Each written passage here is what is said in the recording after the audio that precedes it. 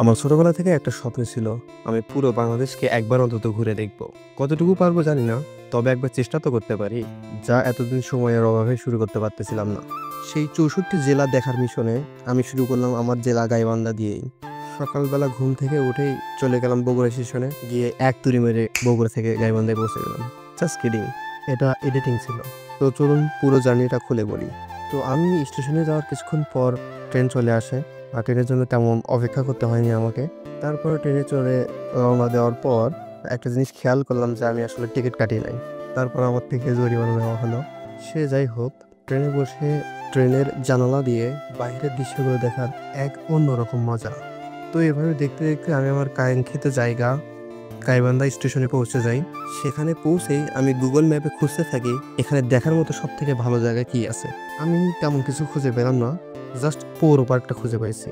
তো পৌর পার্কের উদ্দেশ্যে আমি রওনা দিলাম এক রিক্সাওয়ালা মামার সাথে।